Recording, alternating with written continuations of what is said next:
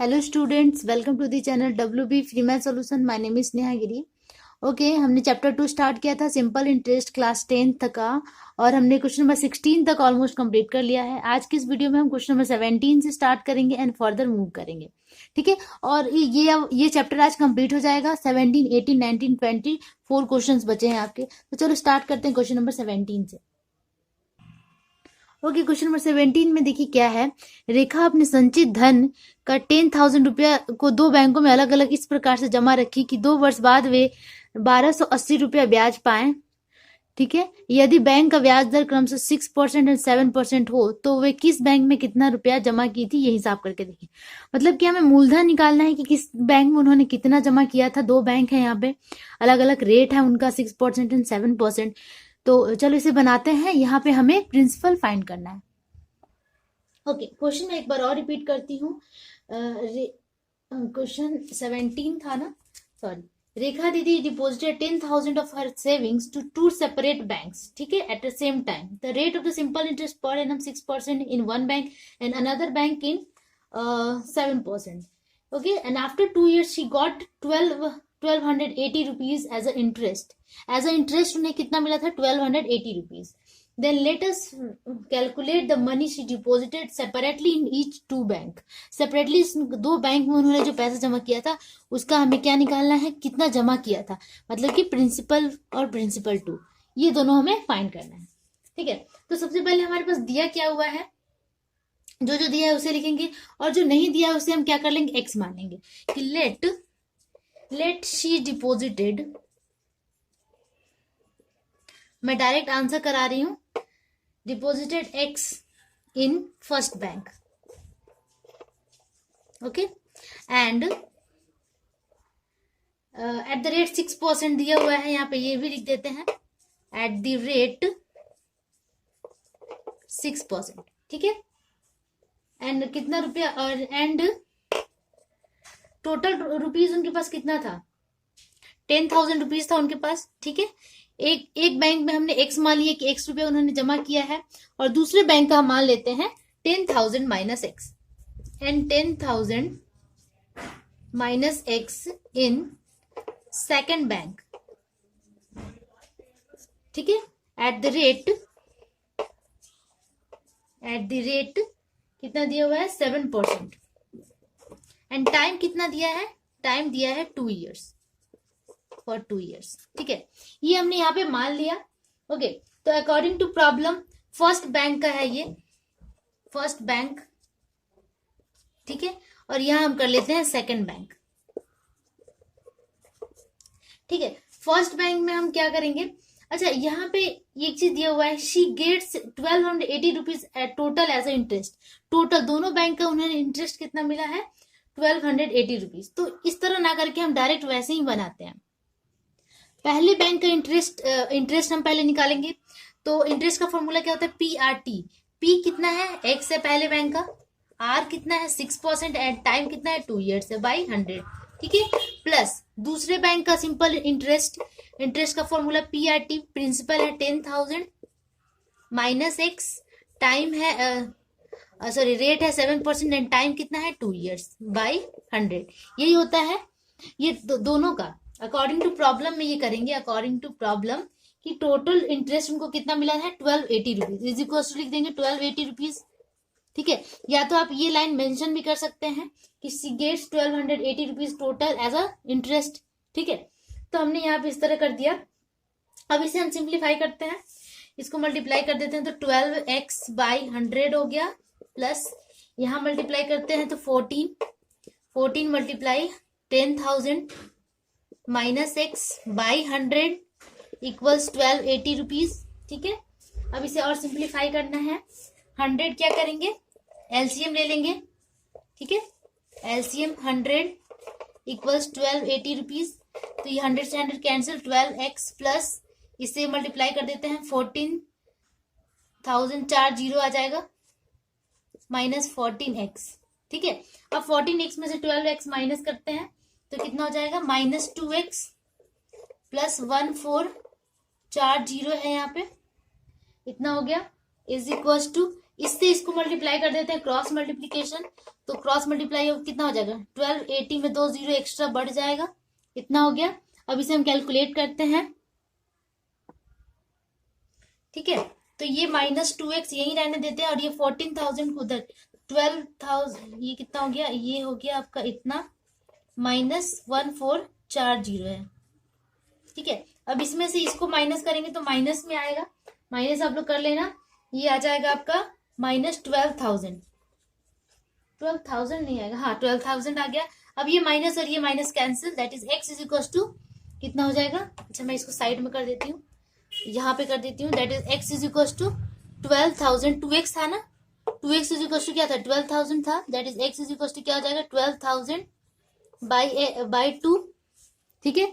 यहाँ पे काटेंगे तो आ जाएगा 6,000, मतलब कि उन्होंने बैंक में एक हमने किसने माना था, फर्स्ट बैंक में उन्होंने जो जमा किया था रकम, जितना पैसा जमा किया था, तो शी डिपॉजिटेड, क्या हो जाएगा आंसर में, आंसर मैं यहाँ पे लिख रही हूँ फाइनली, सी डिपॉजिटेड 6x, हमने किसको माना था, फर्स्ट बैंक को, ठीक है, 6,000 इन फर्स्ट बैंक, एंड करके हम क्या लिखेंगे, इसे मैं थोड़ा सा बोर्ड को खिसका देती हूँ, ठीक है, एंड 10,000 माइनस 6,000 है ना, 10,000 माइनस x था, तो x की जगह पे हमने क्या लिख दिया, 6,000 लिख दिया, 6,000 इज इक्वल टू कितना हो जाएगा, 4,000 इन सेकंड बैंक, यही पूछ रहा था, और यही आपका रिक्वायर्ड सोल्यूशन हो गया, ठीक है। तो इसी तरह ये क्वेश्चन नंबर 17 हमने कंप्लीट कर लिया। अब हम मूव करते हैं क्वेश्चन नंबर 18 के तरफ, इसके पहले मैं स्क्रॉल कर लेती हूँ थोड़ा सा, ये देखिए, ठीक है, ओके। अब हम करने जा रहे हैं क्वेश्चन नंबर 18, ठीक है। तो क्वेश्चन नंबर 18 में क्या है, मैं इसको दिखा देती हूँ।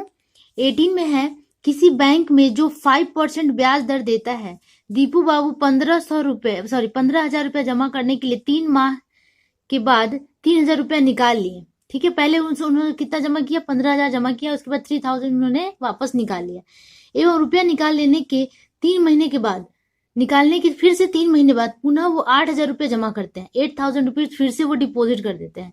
तो दीपू बाबू कितना रुपया वर्ष के अंत में मिश्र धन के रूप में पाएंगे, मतलब उन्हें टोटल अमाउंट कितना मिलेगा, ये हमें फाइंड करना है। ये जो चीजें हो रही हैं, 3 महीने के बाद वो निकाल ले रहे हैं, कभी फिर डाल दे रहे हैं, तो इसके बाद क्या अमाउंट वो उनको मिलता है, ये हमें यहाँ से फाइंड करना है। ओके, क्वेश्चन को मैं एक बार और रिपीट करती हूँ। A bank gives 5% simple interest per annum, ठीक है।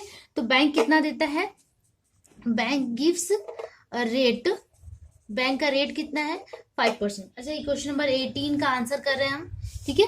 रेट कितना, 5% के रेट पे बैंक देता है। उसके बाद क्या है, Deepu Babu deposited 15,000 at the beginning of the year, उन्होंने मतलब टोटल टाइम यहाँ पे क्या है, 1 ईयर का टाइम है, टाइम क्या है, 1 ईयर, ठीक है। अब जो ये दीपू बाबू है, उन्होंने क्या किया, 15,000 उन्होंने जमा कर दिया, ठीक है, लेकिन बस 3 महीने तक ही जमा किया था, 3 महीने के बाद उन्होंने फिर से विथड्रॉ किया। तो यहां पे देखो, जब time when Deepu Babu deposited 15,000 for 3 months, तो उसका इंटरेस्ट कितना होगा ये हम निकालेंगे। Then I1 is equal to क्या हो जाएगा, मतलब कि ये पहला इंटरेस्ट है I1, तो I1 हम PRT निकालेंगे। यहाँ पे P कितना है, 15,000 रुपीज है, रेट कितना है, 5% ही होगा, एंड टाइम क्या है, टाइम है 3 months। तो 3 months को अगर ईयर में चेंज करते हैं तो 3/12 हो जाता है, तो नीचे मैं 12 लिख दूंगी, और नीचे बाई 100 होता है, PRT बाई 100। तो यहाँ से हम PRT बाई 100 निकालेंगे, इसे सॉल्व करेंगे, 20 से 20 कैंसिल, और यहाँ से 3 4 ज़ा 12, और उसके बाद 2 से ये कटेगा, 2 2 ज़ा 4, और ये हो जाएगा 2 से 2 7 ज़ा, और ये 2 5 ज़ा 75, ठीक है। तो जो बचा वो हम लिख देंगे 75 मल्टीप्लाई 5/2, ये आया I1, ठीक है। उसी तरह इसे हम और भी मल्टीप्लाई कर सकते हैं, लेकिन ना करें तो ही अच्छा है, ठीक है। तो यहाँ पे I1 आ गया हमारा, उसके बाद हम I2 निकालते हैं। I2 में क्या है, अच्छा ये I2 बाद में निकालेंगे, एक बार और क्वेश्चन को मैं पढ़ती हूँ। फिर क्या है, but withdraws 3,000 rupees after 3 months, ठीक है, and again after 3 months he deposit 8,000 rupees. मतलब कि इतना तो उन्होंने 3 महीने तक चलाया, उसके बाद उन्होंने फिर से 3 महीने के लिए क्या किया कि 3,000 रुपीज निकाल लिया। तो अब इंटरेस्ट कितना बनता है ये हमें निकालना है। When he withdraws 3,000 rupees for 3,000 rupees after 3 months, ठीक है। तो 3 महीने के लिए जो चला था ये 3,000 निकालने के बाद चला था, तो इस पे इंटरेस्ट कितना बन जाएगा, यहाँ पे P हो जाएगा टोटल कितना था, P प्रिंसिपल 15,000 रुपीज था, माइनस 3,000 दैट इज कितना हो गया 12,000 रुपीज, ठीक है। एंड टाइम यहाँ पे क्या हो जाएगा, टाइम 3 months, 3/12 ईयर हो जाएगा, ठीक है। रेट तो वही रहेगा। अब I2 निकालते हैं। I2 इक्वल्स क्या हो जाएगा 12,000 मल्टीप्लाई P, R क्या है 5%, T क्या है 3/12 और यहाँ पे 100, ठीक है। इसे भी सॉल्व करते हैं, ये कट के कुछ 150 आ जाएगा शायद, ठीक है। 150 आप लोग इसको कैलकुलेट कर लेंगे, इतना आ गया I2। उसके बाद उन्होंने क्या किया कि आफ्टर 3 months ही डिपोजिटेड 8,000, मतलब कि 1 ईयर में कितने मंथ्स होते हैं, 12 मंथ होते हैं। 3 months उन्होंने I2 में इतना निकला, फिर 3 months तक 6 months तो ये हो गए टोटल, और कितना मंथ बचा है 6 month बचा है। तो बाकी जो पैसे होंगे उन्होंने डिपॉजिट करने के बाद पूरा 1 ईयर चला है, इसका मतलब 6 months ही चला है। उन्होंने कितना डिपॉजिट किया 8,000 रुपीज, ठीक है। ही डिपॉजिटेड 8,000 रुपीज, ठीक है, 8,000 for 6 months। 6 months is equal to कितना हो जाता है 1 की हाफ ईयर के लिए इन्होंने 8,000 रुपीज डिपोजिट किया है। तो अब यहाँ पे I3 निकालेंगे हम, इंटरेस्ट, इस पे इंटरेस्ट कितना बनता है हम ये निकालेंगे। तो P यहाँ पे कितना हो जाएगा, P आपका यहाँ पे हो जाएगा 20,000 रुपीज, क्योंकि इन्होंने ये 8,000 इसमें ऐड किया है, ठीक है। तो पहले हमारा 12,000 था और इसमें 8,000 अगर ऐड हो जाएगा, मैं यहाँ पे P लिख देती हूँ। P इक्वल्स क्या हो जाएगा 8,000 प्लस 12,000 दैट इज 20,000, ठीक है। तो यहाँ पे P मतलब कि प्रिंसिपल इतना हो जाएगा। अब हम I3 निकालते हैं। P हो गया 20,000 रुपीज, ये ऐड होने के बाद मल्टीप्लाई R कितना है 5% एंड टाइम हाफ ईयर है, तो 1/2 नीचे 2 लिखेंगे, नीचे 100 लिखेंगे। इसे सिंप्लीफाई करेंगे तो हमारा आ जाएगा 500 रुपीज। तो I3 कितना आ गया 500 रुपीज। ओके, इसे थोड़ा सा सॉल्व कर देती हूँ। इसे सॉल्व करने के बाद आ जाएगा आपका 187.50, ठीक है, इतना आ जाएगा, इतना रुपीज, ठीक है। अब इन तीनों आई को हमें क्या करना है, ऐड करना है पूरे इंटरेस्ट को। Total interest is equal to क्या हो जाएगा, सबको ऐड करेंगे 187.50 प्लस 150 प्लस 500, ठीक है। सबको ऐड करने के बाद आपका आ जाएगा 837.50 रुपीज, इतना आ गया, ठीक है। अब ये हमारा आई हो गया, इंटरेस्ट हो गया। हमें निकालना क्या था, amount, what will be the amount Deepu Babu gets after 1 year, ठीक है। तो 1 साल के बाद उन्होंने कितना पैसा कमाया, कितना पैसा मिला उनको, वो हमें निकालना है। तो अमाउंट इज इक्वल टू क्या होता है P प्लस आई। P हमारे पास पहले से कितना था 20, P हमारे पास कितना था, अच्छा ये टोटल जो P है वो चेंज हो गया, कितना हो गया 20,000 रुपीज हो गया, है ना। लास्ट में हमें P कितना मिला था 20,000 रुपीज, तो यही हम ऐड कर देंगे इसमें, प्लस 837.50, ठीक है। ये हमारा इंटरेस्ट है, P प्लस आई, दोनों को ऐड करेंगे तो आ जाएगा 20,837.50 रुपीज। यही आपका टोटल अमाउंट होगा आफ्टर 1 ईयर। आफ्टर 1 ईयर ही गेट्स दिस अमाउंट, ठीक है। तो आप ये यहाँ पे ये लिख सकते हैं कि ही गेट्स अमाउंट रुपीज 20837.50, ठीक है। यही आपका सॉल्यूशन हो गया क्वेश्चन नंबर 18 का, ठीक है। क्वेश्चन नंबर 18 टफ नहीं है, बस 3 मंथ्स का वो भाग करके था उसमें। टोटल 1 ईयर में 12 मंथ्स होते हैं, तो पहला 3 मंथ्स का हमने निकाला, फिर 3 मंथ्स का निकाला और उसके बाद 6 मंथ्स का निकाल लिया। ठीक है, तो इस तरह ये आपका क्वेश्चन सॉल्व हो गया। अब हम मूव करते हैं क्वेश्चन नंबर 19 पे। ओके, क्वेश्चन नंबर 19 आप देखिए इस तरह है। रहमा चाचा एक मकान बनाने हेतु 12% वार्षिक सरल ब्याज के दर से कितना है ये 2 लाख से, सॉरी 2,40,000 मतलब 2,40,000 रुपया बैंक से उधार लेते हैं। मतलब कि यहाँ पे वो क्या लोन ले रहे हैं। ठीक है, उधार लेने के 1 वर्ष बाद उस मकान को 5200 रुपये मतलब 5,200 रुपये प्रति माह की दर से भाड़ा देना पड़े, तो मकान भाड़ा से होने वाली आय के द्वारा वे कितने वर्ष में बैंक का ऋण चुका सकेंगे, ये हिसाब करके बताएं। तो चलो इसे करते हैं, बहुत ही इजी क्वेश्चन है। ओके, तो क्वेश्चन पूरा कैलकुलेशन बेस्ड है, इसको बहुत ज्यादा टफ नहीं है। क्वेश्चन में फिर से रिपीट करती हूँ। रहमा चाचा takes a loan for amount 2,40,000 from a bank to construct a building at the rate of simple interest 12% per annum. Okay, after 1 year he taking a loan, he rents the house at the rate of 5,200 per month. Let us determine the number of years he would take to repay the loan along with the interest from the income from the house rent. मतलब जो house rent से उनको जो income होता है उसे वो कितने साल में वो जो लोन उन्होंने लिया है वो रीपे कर देंगे, चुका देंगे, ये हमें निकालना है। तो कितना रीपेमेंट करने के लिए उन्हें कितना टाइम लगेगा ये हमें निकालना है। ठीक है, तो उसे हम मान लेते हैं कि उन्हें एक्स टाइम लगेगा, क्योंकि हमें पता ही नहीं कि कितना टाइम लगेगा, तो हम वो टाइम जो है वो एक्स मान लेते हैं। ठीक है, let after x years he will repay the amount. ठीक है, वो अमाउंट कितने में पे कर देंगे, एक्स ईयर्स में, हमने ये मान लिया। ठीक है, तो इंटरेस्ट यहाँ पे कितना उन्होंने कर्ज लिया था, तो यहाँ पे पी लिखना ठीक नहीं लगेगा, मैं इस तरह लिख देती हूँ, इंटरेस्ट ऑफ 2,40,000 रुपीज।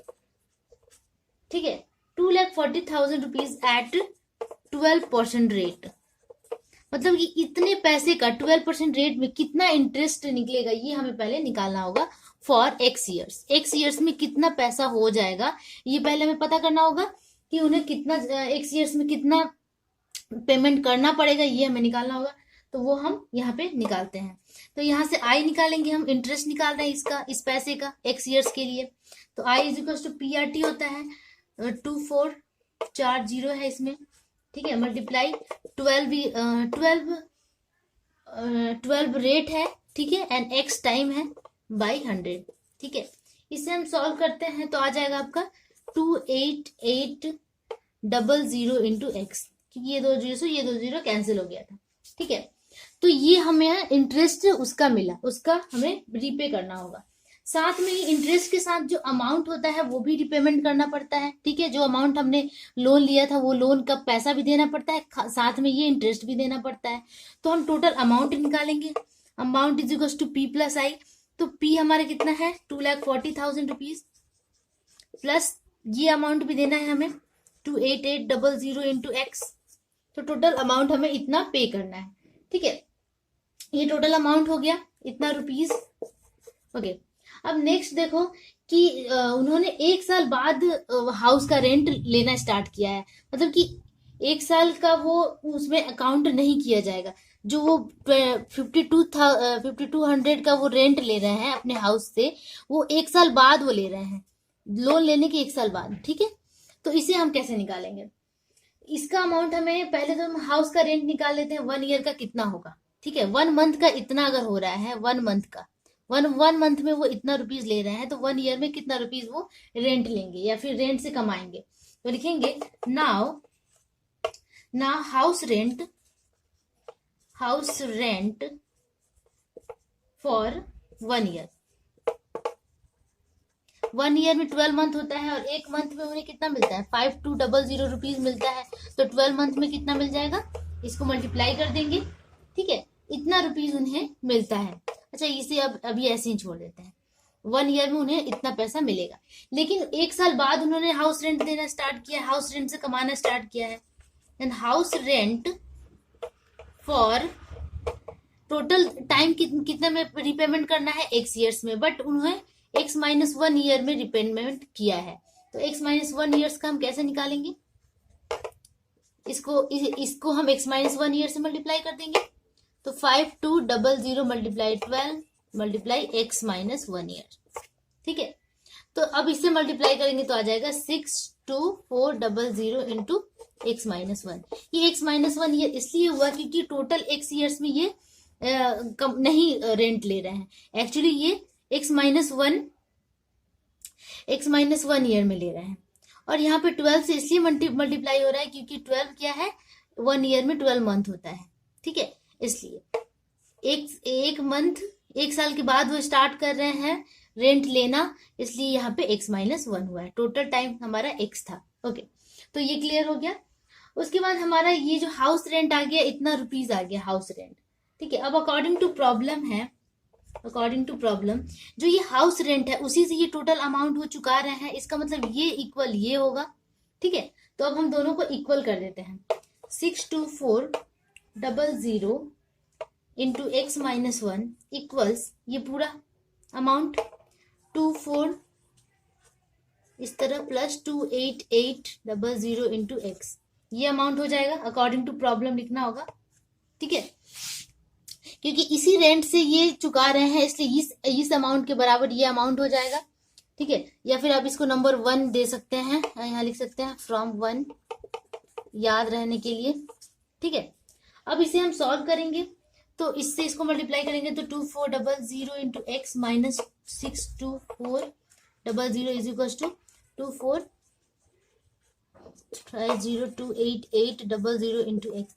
सारे एक्स वाले टर्म को एक तरफ ले लेते हैं तो माइनस कर देंगे 62400 एक्स माइनस ये वाला टर्म आ जाएगा 28800 इंटू एक्स इक्वल्स, ये अकेला यहाँ बच गया और इसके साथ ये अगर इधर आता है तो प्लस हो जाएगा, साइन चेंज 62400, ठीक है। अब इसे हम सॉल्व करते हैं, इसे माइनस करेंगे तो आएगा आपका 33600 इंटू एक्स और इसे अगर हम ऐड करते हैं तो आएगा 3024000, ठीक है। अब यहाँ से x का वैल्यू निकालेंगे हम, x इक्वल्स 3024000 बाई 33600, ये हो जाए, ठीक है। अब इस 00 से 00 कैंसिल और इससे इसको काटने की कोशिश करेंगे तो ये 9 टाइम्स में कट जाएगा, इज इक्वल टू 9। इसका मतलब x हमने क्या माना था, total time to repay the amount, तो लिख देंगे after 9 years he will repay the total amount, ठीक है। यही आपका रिक्वायर्ड सॉल्यूशन हो गया, ठीक है। तो आफ्टर 1 year मतलब यही 9 year after 9 years he will repay the total amount। तो इस तरह ये क्वेश्चन नंबर 19 हमने सॉल्व कर लिया। अब हम मूव करते हैं क्वेश्चन नंबर 20 की तरफ। एक बार और मैं स्क्रॉल डाउन करके पूरा आंसर आपको दिखा दे रही हूँ। ओके, तो चलो अब हम 20 पे मूव करते हैं। ओके, तो question number 20 very very important है, तो इसे हम पढ़ते हैं। रथीन बाबू अपने 2 पुत्रियों का नाम अलग अलग किसी एक बैंक में जमा कर देते हैं, नाम से कुछ पैसा, ठीक है, कुछ पैसा जमा करते हैं, हमें पता नहीं कितना जमा करते हैं। 18 वर्ष की उम्र में प्रत्येक को 1,20,000 रुपये प्राप्त होता है, 1,20,000 रुपीज प्रत्येक को प्राप्त होता है, मिलता है, ठीक है। बैंक का वार्षिक सरल ब्याज दर 10% हो और पुत्रियों का उम्र 13 वर्ष और 8 वर्ष हो तो प्रत्येक के खाते में उन्होंने कितना जमा किया था हमें पता नहीं है। और दोनों का उम्र 13 ईयर्स एंड 8 ईयर्स है, लेकिन जब वो लोग 18 ईयर्स की हो जाती हैं तो सबको दोनों को इतना मिलता है। मतलब कितने वर्ष तक उन्होंने जमा किया था ये टाइम तो हमें यहीं से मिल जाएगा कि जब वो 13 की थी और जब वो 18 की हो जाएंगी तब उन्हें पैसा मिल रहा है। तो 18 माइनस अगर 13 करेंगे तो पहले का टाइम नहीं निकल जाएगा, दूसरे का टाइम कितने वर्ष तक जमा हुआ था, 18 माइनस 8 यानी कि 10 ईयर्स तक ये दूसरे का जमा हुआ था और उन्हें प्राप्त इतना हुआ है टोटल अमाउंट। तो यहाँ से हम क्या करेंगे, आसान तरीके से हम पी निकालेंगे। तो पी निकालने के लिए सबसे पहले तो हमें प्रिंसिपल को एक्स मानना होगा कि कितना रुपया जमा किया था ये हमें पता ही नहीं है, तो हम क्या करेंगे कि प्रिंसिपल को एक्स मान लेते हैं, ठीक है। तो चलो इसे हम करते हैं। ओके, तो हम पहले क्या करेंगे कि लेट रथीन बाबू, नाम भी तो अजीब है, रथीन बाबू डिपॉजिटेड एक्स रुपीज, ठीक है, x rupees for first daughter, ठीक है, जो कि कितने ईयर्स की है, 13 ईयर्स ओल्ड, ठीक है, 13 ईयर्स ओल्ड है ये। फर्स्ट डॉटर के लिए उन्होंने एक्स रुपया जमा किया, ठीक है, एंड वाई रुपीज हमने मान लिया है सेकेंड डॉटर के लिए, y rupees for second daughter, second daughter को हमने वाई रुपीज मान लिया कि उसको कितना जमा किया था, वाई रुपीज उसके नाम से जमा किया था, ठीक है। तो जो कि कितने साल की है, 8 ईयर्स ओल्ड, ठीक है। तो ये 13 ईयर्स ओल्ड के लिए एक्स रुपीज जमा किया था और जो 8 ईयर्स की है उसके लिए वाई रुपीज जमा किया था, ठीक है। अब देखो हर अमाउंट, मतलब कि जो फर्स्ट डॉटर है, when first daughter will be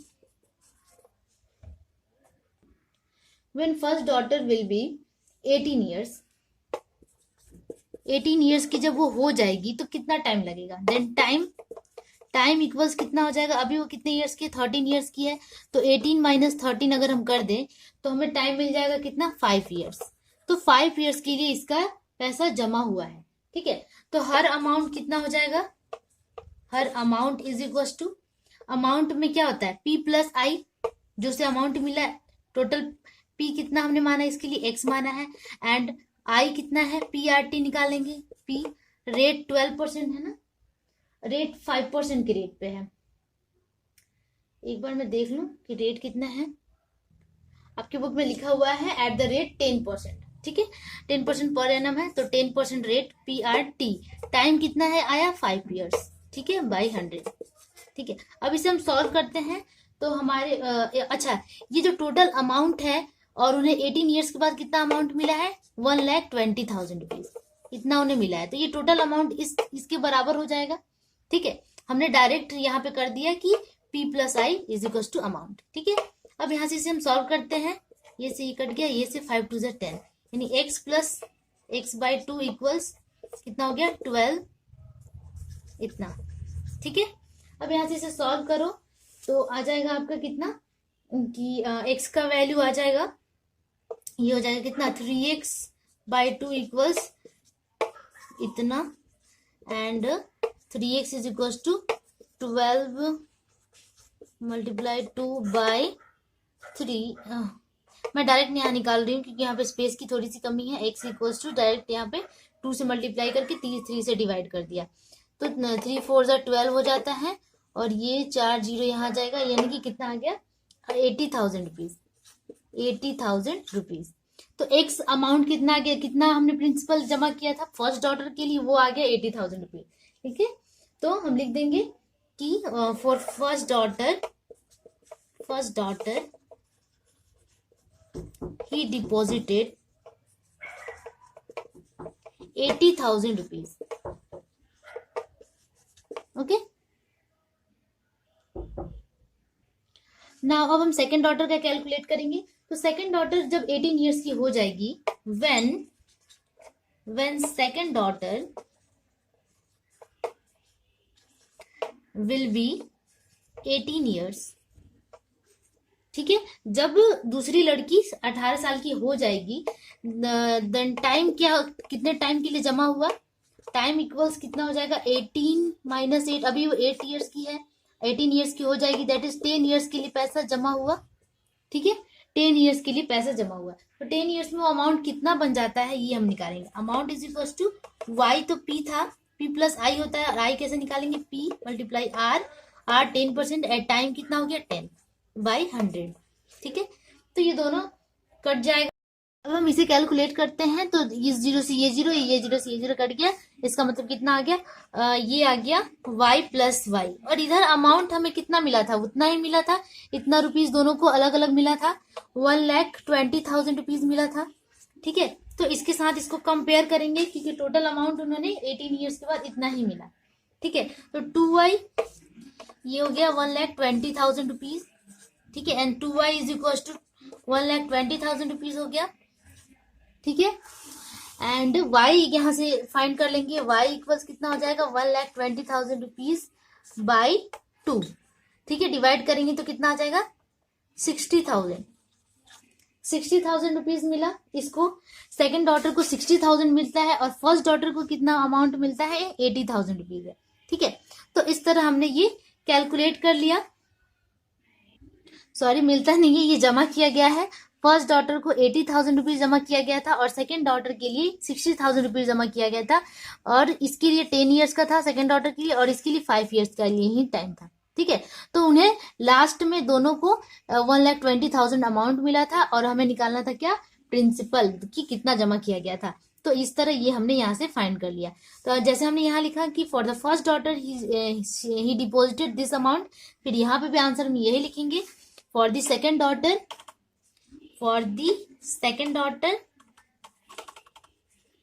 daughter he deposited 60,000 rupees, ठीक है।